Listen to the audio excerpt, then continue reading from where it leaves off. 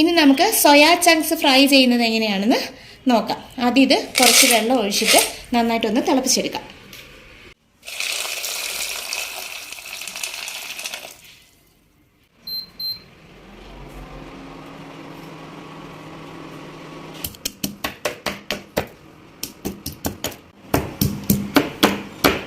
നമുക്കൊരു 3-4 അല്ലി വെളുത്തുള്ളി നന്നായിട്ട് ചതച്ചെടുക്കാം.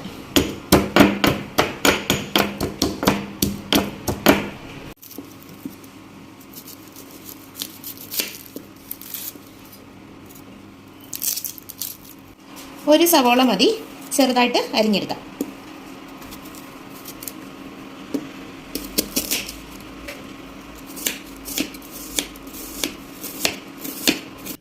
ഒരു പച്ചമുളക് കീറി വെച്ചിട്ടുണ്ട്.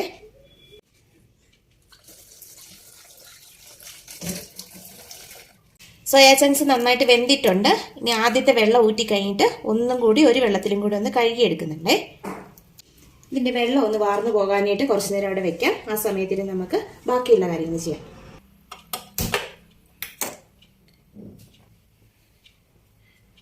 ചട്ടി ചൂടാവുന്ന സമയത്തിന് നമുക്കൊരു തക്കാളിയും കൂടെ എറിഞ്ഞു വെക്കാം. കുറച്ച് തേങ്ങാക്കൊത്തും കൂടി റെഡിയാക്കി വെച്ചിട്ടുണ്ട്. എണ്ണ ചൂടായിട്ടുണ്ട്. അതിലേക്ക് കടുകിടാം. സവോള, വെളുത്തുള്ളി, പച്ചമുളക്, തേങ്ങാക്കൊത്ത് എല്ലാം കൂടി ഇട്ട് നമുക്കൊന്ന് വഴറ്റിയെടുക്കാം.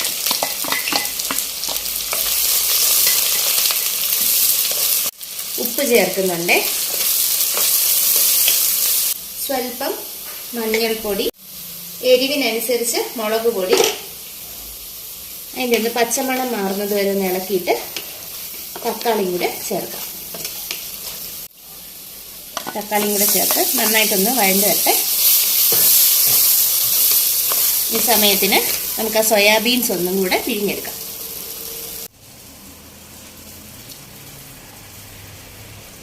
നന്നായിട്ട് വെള്ളം പോകുന്നത് പോലെ മാക്സിമം നന്നായിട്ട് തന്നെ പിഴിഞ്ഞെടുക്കാം.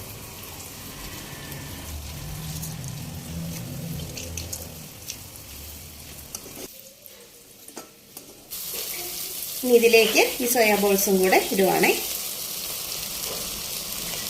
ഇതിൻ്റെ വെള്ളമൊക്കെ നന്നായിട്ട് വറ്റി നല്ല ഡ്രൈ ആവുന്നത് വരെ നമ്മൾ ഫ്രൈ ചെയ്തെടുക്കണം.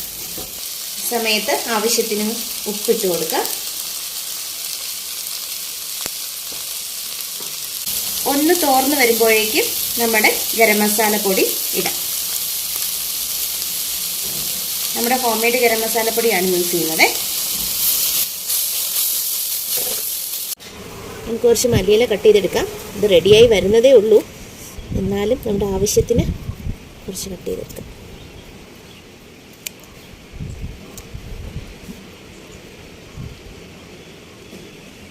ഏകദേശം റെഡി ആയിട്ടുണ്ട്. ലാസ്റ്റ് നമുക്ക് ഒരല്പം കറിവേപ്പില, ഒരു ചെറിയ സവോളയും കൂടെ കുറച്ച് അരിഞ്ഞു വെച്ചിട്ടുണ്ട്. അതും ഒരല്പം മല്ലിയിലയും കൂടെ ഇതിൻ്റെ മുകളിലേക്കൊന്ന് ഇടാണേ. അപ്പോൾ കുറച്ചും കൂടി നല്ല ടേസ്റ്റ് കിട്ടും.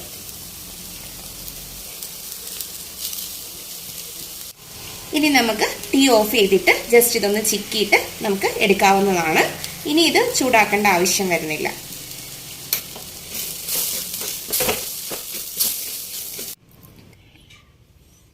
അപ്പോൾ നമ്മുടെ സോയാബീൻസ് ഫ്രൈ ഇവിടെ റെഡി ആയിട്ടുണ്ട്. വെജിറ്റേറിയൻ മീറ്റ് എന്നാണ് ഇത് അറിയപ്പെടുന്നത്. വെജിറ്റേറിയൻസിന് നല്ല ടേസ്റ്റി ആയിട്ടുള്ള ഒരു ഫ്രൈ, റോസ്റ്റ്, ബീഫ് റോസ്റ്റ് ഒക്കെ പോലെ കഴിക്കാൻ പറ്റുന്ന ഒരു സംഗതിയാണ്. എല്ലാവരും ഒന്ന് ട്രൈ ചെയ്ത് നോക്കണേ. ഇതിനകത്ത് ആ തേങ്ങാക്കൊത്തിന്റെയും സവോളയുടെയും അതുപോലെ മല്ലിയിലയുടെയും ഒക്കെ കൂടെ ടേസ്റ്റ് വരുമ്പോൾ നല്ല രുചിയാണ്. ചോറിന്റെ കൂടെ മോരും കൂട്ടി കഴിക്കാനാണ് ഏറ്റവും നല്ലത്. ഒന്ന് ട്രൈ ചെയ്ത് നോക്കണേ. നമ്മുടെ ചാനൽ ആദ്യമായിട്ട് കാണുന്നവരാണെങ്കിൽ ഒന്ന് സബ്സ്ക്രൈബ് ചെയ്യണേ. ബെല്ലൈക്കൺ എനേബിൾ ചെയ്തിടാനും മറക്കരുത്. ലൈക്ക് ചെയ്ത് ഷെയർ ചെയ്ത് സപ്പോർട്ട് ചെയ്യണേ.